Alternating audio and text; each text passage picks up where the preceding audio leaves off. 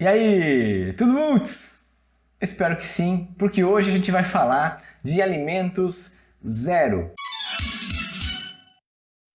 Cada vez mais as empresas, as produtoras de alimentos, as indústrias, fornecendo opções com a inscrição zero na embalagem.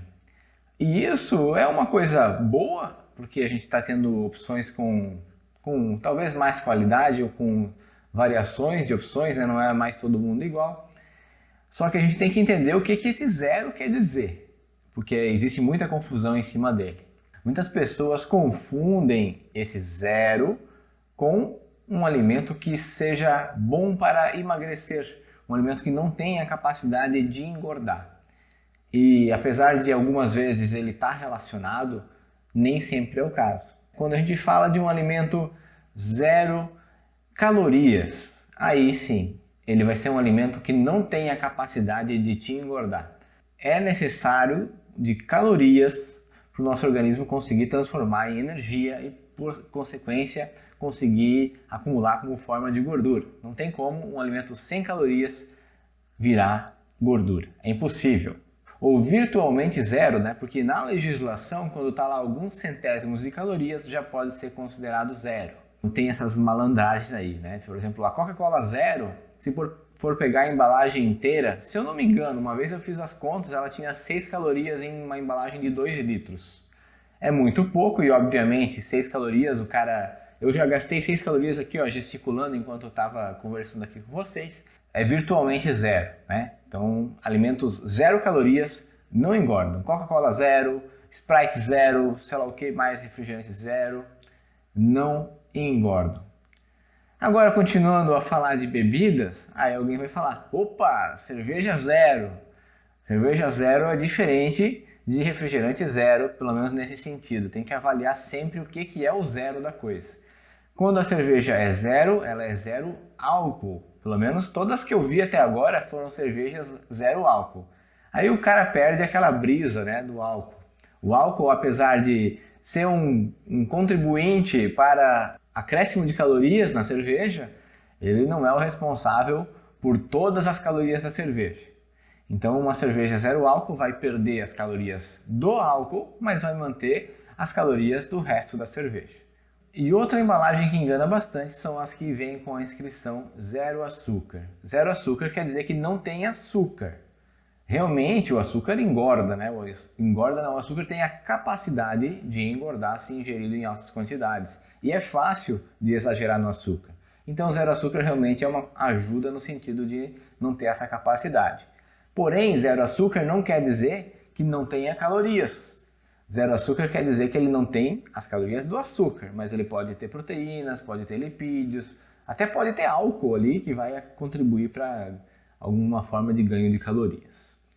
Então o açúcar é um carboidrato e nem sempre vai estar definido como zero açúcar quando ele tem algum outro carboidrato, né? Às vezes quando ele tem o carboidrato natural daquele produto, vai estar escrito lá, zero açúcar adicionado. Quer dizer que eles não colocaram nenhum açúcar a mais do que o próprio produto já possuía.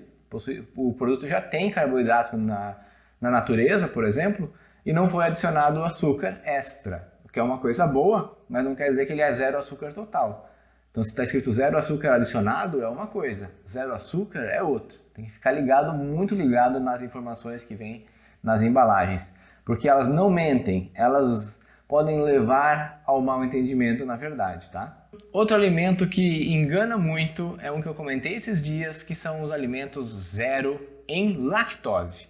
Lactose, como eu já falei, é um açúcar no leite, é um carboidrato do leite que muitas pessoas não conseguem fazer a digestão corretamente, né? Por falta de enzimas ou por não ter um número excelente de enzimas para fazer essa digestão. Então o que acontece? Esses alimentos já são adicionados dessa enzima, né, antes de chegar na tua boca ali para tu comer. Então lá já a enzima já colocada lá na indústria e já é quebrado em basicamente a lactose, que é o açúcar um pouco mais complexo, ele é quebrado em glicose, que todo mundo já ouviu falar de glicose ou não? Glicose e galactose, né? os dois que vêm da lactose.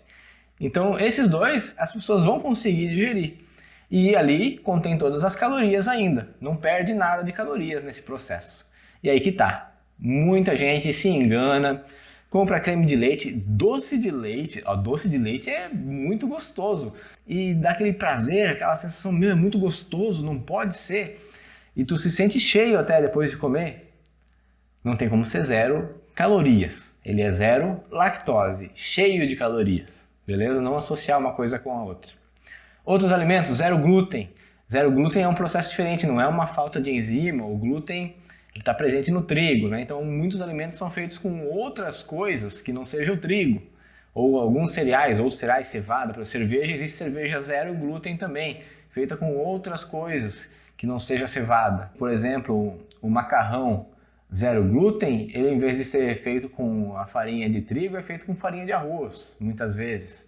Então, o arroz naturalmente não tem glúten. Né? Às vezes é interessante para quem tem a doença celíaca, realmente não pode, né, consumir nada que tenha glúten. Mas a maioria das pessoas pode, e não é o glúten que faz engordar, e sim o excesso de comida. O que mais? Sódio. Zero sódio para pessoas com dieta com restrição de sódio. Vai ser um sal com muita dificuldade de salgar, mas ele pode ser útil, né, numa situação, e não tem relação realmente com ser zero calorias, porque qualquer sal, né, não vai ter que se preocupar com calorias, beleza?